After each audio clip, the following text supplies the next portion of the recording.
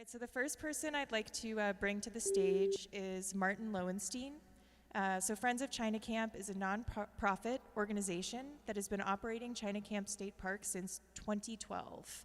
I'm happy to introduce you to the Executive Director of Friends of China Camp, Martin Lowenstein. Thank you so much, and welcome to China Camp State Park. I know this looks like a wardrobe malfunction. It is not. It's more like a wardrobe hyper-aesthetic. I came here from another event, so my apologies.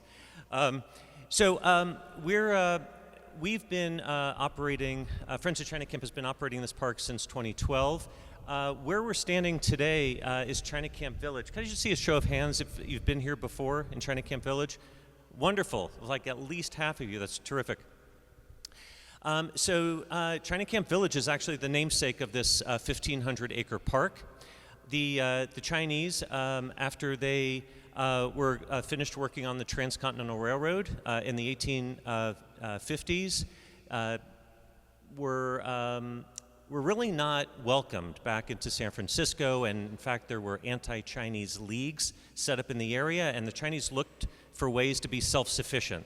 And one of the ways that they did that was by establishing fishing villages around the bay. There were 26 such Chinese fishing villages around the bay in the late 1800s. Where we are today is the last remaining one. This is a really important piece of Chinese American history and an important piece of Bay Area history. I just want to fast forward from the voices of the Chinese fishermen to the voices of the local residents in 1972 who knocked on the doors of the local neighborhoods here to stop the development of the San Pedro Peninsula on which China Camp State Park sits. Backed by Gulf Oil, this entire peninsula was going to be developed with a 30,000-person community and light industry and so forth. Fortunately, it was the grassroots effort of the local residents that put that development effort to an end. And in 1976, much of the land here was purchased by the California State Parks Foundation. The next year, the state of California bought this land, and China Camp State Park came on as a state park unit in January of 1978. And so we're here today, thank you to the voices of those local residents from 1972. So I'm proud to welcome you to have your voices join the voices throughout history here in China Camp, and so welcome. Thank you so much, Martin.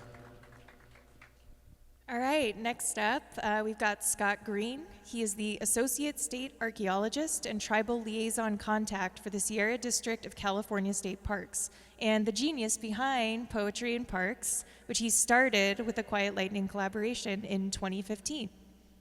Welcome, Scott. Thank you, Kelsey. Thank you. Yeah, thanks, everybody. Happy to see everyone here on this sunny day. First off, I just want to acknowledge that we are in the traditional homelands of the Bay Miwok, and State Parks is closely partnered with the Federated Indian of Great Rancheria organization that represents the Bay Miwok today. Marin County was named after a Bay Miwok man.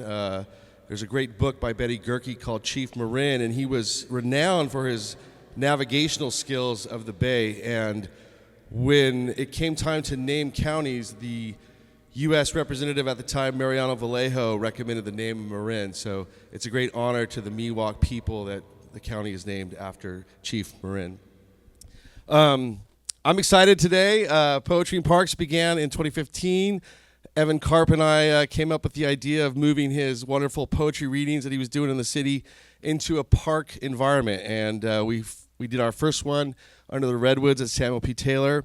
We've done one at Candlestick Point State Recreation Area, at Angel Island, and now at China Camp. So I'm very excited.